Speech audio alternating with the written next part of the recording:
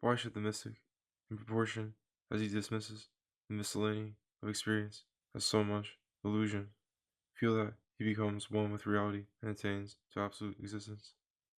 I think that the same survival of vulgar presumptions which leads the romantic solipsist to retain his belief, his personal history and destiny, leads the mystic to retain and fondly to embrace the feeling of existence. His speculation is indeed inspired by the love of security. His grand objection to the natural world and to mortal life is that they are deceptive, that they cheat the soul that loves them and prove to be illusions, the assumption apparently being that reality must be permanent and that he who has hold on reality is saved forever. In this, the mystic, who so hates illusions, is the victim of an illusion himself, for the reality he has hold of is but the burden of a single moment, which in its solipsism thinks itself absolute. What is reality? As I should like to use the term, reality is a being of any sort. If it means character or essence, illusions have it as much as substance, and more richly. If it means substance, then skeptical concentration upon inner experience or ecstatic abstraction seems to me the last place in which we should look for it. The immediate and the visionary are at the opposite pole from substance. They are on the surface, or, if you like, at the top, whereas substance, if it is anywhere, is at the bottom. The realm of immediate illusion is as real as any other, and very attractive. Many would wish it to be the only reality, and hate substance. But if substance exists, which I am not yet ready to assert, they have no reason to hate it, since it is the basis of those immediate feelings which fill them with satisfaction. Finally, if reality means existence, certainly the mystic and his meditation may exist, but not more truly than any other natural fact, and what would exist in them would be a pulse of animal being, kindling that momentary ecstasy, as animal life at certain intensities is wont to do.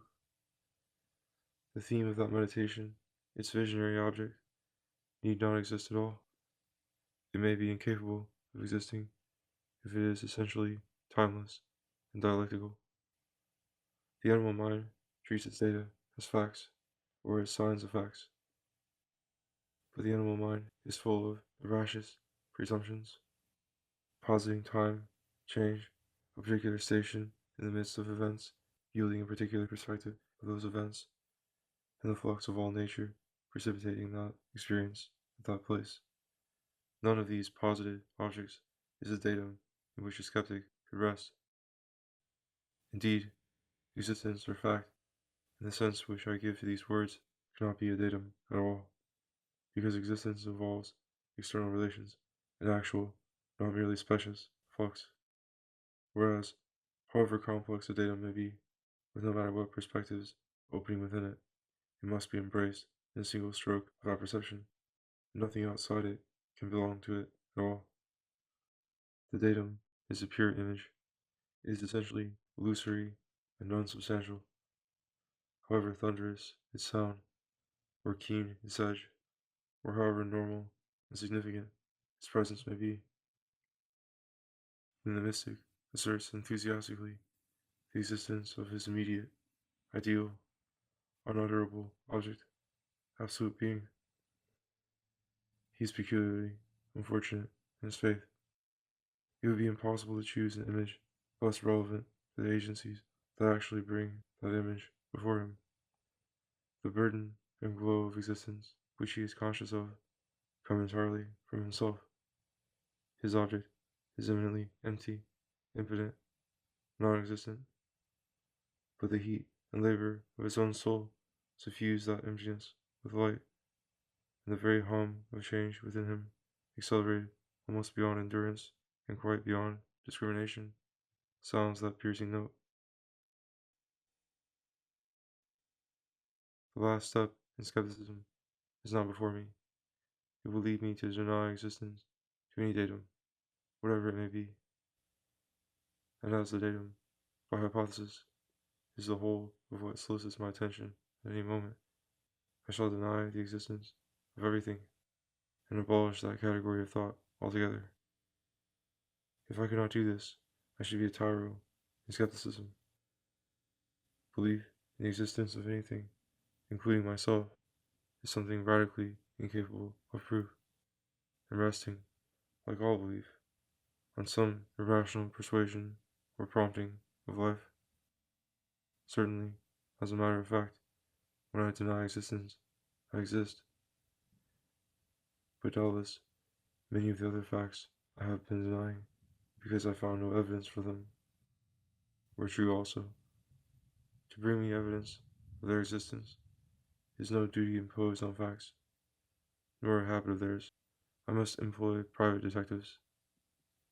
The point is, in this task of criticism, to discard every belief that is a belief merely, and the belief in existence, in the nature of the case, can be a belief only. The datum is an idea, a description. I may contemplate it without belief, but when I assert that such a thing exists, I am hypothesizing this datum, placing it in presumptive relations which are not internal to it, and worshipping it as an idol or thing. Neither its existence, nor mine, nor that of my belief, can be given any datum. These things are incidents involved in that order of nature which I have thrown over. They are no part of what remains before me. Assurance of existence expresses animal watchfulness. It posits within me and around me hidden and imminent events. The skeptic can easily cast a doubt on the remoter objects of this belief. Nothing but a certain obduracy and want of agility prevents him from doubting present existence itself. For what could present existence mean if the imminent events for which animal sense is watching failed altogether, failed at the very roots, so to speak, of the tree of intuition, and left nothing but its branches flowering in vacuo? Expectation is admittedly the most hazardous of beliefs. Yet, what is watchfulness but expectation? Memory is notoriously full of illusion. Yet, what would experience of the present be if the veracity of primary memory were denied? And if I no longer believed that anything had just happened, or that I had ever been in the state from which I suppose myself to have passed into this my present condition? It will not do for the skeptic to take refuge in the confused notion that expectation possesses the future, or memory the past. As a matter of fact, expectation is like hunger. It opens its mouth, and something probably drops into it, more or less, very often, the sort of thing expected. But sometimes a surprise comes, and sometimes nothing. Life involves expectation, but does not prevent death. And expectation is never so thoroughly stultified as when it is not undeceived, but cancelled. The open mouth does not then so much as close upon nothing. It is buried open. Nor is memory in a better case, as the whole world might collapse and cease at any moment, nullifying all expectation. So it might, at any moment, have sprung out of nothing. For it is thoroughly contingent. It might have begun today, with this degree of complexity and elusive memory, as well as long ago, with whatever energy or momentum it was first endowed with. The backward perspective of time is perhaps really an inverted expectation. But for the momentum of life forward, we might not be able to space the elements active in the present, so as to assign to them a longer or shorter history, for we should not attempt to discriminate amongst these elements, such as we could still count on in the immediate future, and such as we might safely ignore, so that our conception of the past implies, perhaps, a distinction between the living and the dead. This distinction is itself practical and looks to the future. In the absolute present, all is precious, and to pure intuition, the living are as ghostly as the dead, and the dead as present as the living.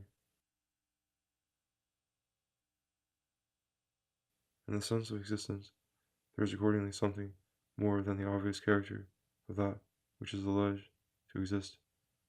What is this complement? It cannot be a feature in the datum, since the datum by definition is the whole of what is found, nor can it be, in my sense at least of the word existence, the intrinsic constitution or specific being of this object, since existence comports external relations, variable, contingent, and not discoverable in a given being when taken alone. For there is nothing that may not lose its existence, or the existence of which might not be conceivably denied. The complement added to the datum when it is alleged to exist seems, then, to be added by me. It is the finding, the occurrence, the assault, the impact of that being here and now. It is the experience of it. But what can experience be if I take away from it the whole of what is experienced? And what meaning can I give to such words as impact, assault, occurrence, or finding, when I have banished and denied my body, my past, my residual present being, and everything except the datum which I find? The sense of existence evidently belongs to the intoxication, the rush of existence itself. It is the strain of life within me, prior to all intuition, that, in its precipitation and terror, passing as it continually must from one untenable condition to another, stretches my attention absurdly over what is not given, over the lost and the unattained,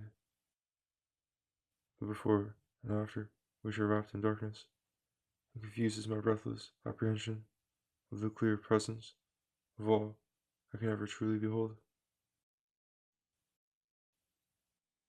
Indeed, so much am I a creature of movement, and of the ceaseless metabolism of matter, that I should never catch even these glimpses of the light if there were not rhythms, pauses, repetitions, and nodes in my physical progress, to absorb and reflect it here and there, as the traveler, hurled in a cloud of smoke and dust through tunnel after tunnel in the Italian Riviera, catches and loses momentary visions of blue sea and sky, which he would like to arrest, but cannot. Yet, if he had not been rushed and whistled along these particular tunnels, even those snatches, in the form in which they come to him, would have been denied him. So it is the rush of life that, at its open moments, floods me with intuitions, partial and confused, but still revelations. The landscape is wrapped in the smoke of my little engine, and turned into a tantalizing incident of my hot journey. What appears, which is an ideal object and not an event, is thus confused with the event of its appearance. The picture is identified with the kindling or distraction of my attention falling by chance upon it, and the strain of my material existence, battling with material accidents, turns the ideal object into a temporal fact, and makes it seem substantial. But this fugitive existence, which I egotistically attach to it, as if its fate was that of my glimpses of it, is no part of its true being, as even my intuition discerns it. It is a practical dignity, a potency attributed to it by the irrelevant momentum of my animal life. Animals, being by nature hounded and hungry creatures, spy out and take alarm at any datum of sense or fancy, supposing that there is something substantial there, something that will count and work in the world. The notion of a moving world is brought implicitly with them. They fetch it out of the depths of their vegetating psyche, which is a small dark cosmos, silently revolving within, by being noticed and treated as a signal for I know not what material opportunity or danger. The given image is taken up into the business world and puts on the garment of existence. Remove this frame, strip off all suggestion of a time when this image was not yet present, or a time when it shall be past, and the very notion of existence is removed. The datum ceases to be an appearance in the proper and pregnant sense of this word, since it ceases to imply any substance that appears or any mind to which it appears.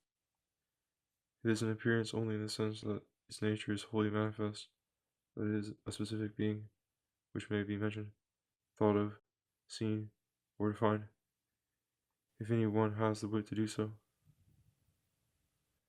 But its own nature says nothing of any hidden circumstances that shall bring it to light, or any adventitious mind that shall discover it.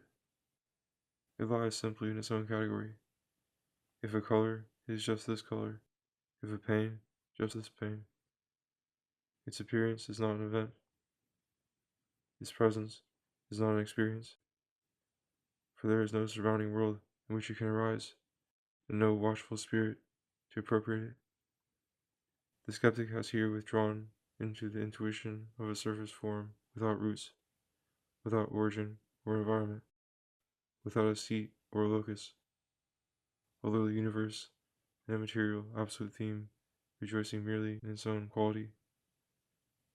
This theme being out of all adventitious relations, and not in the least threatened with not being the theme it is, has not the contingency nor the fortunes proper to an existence.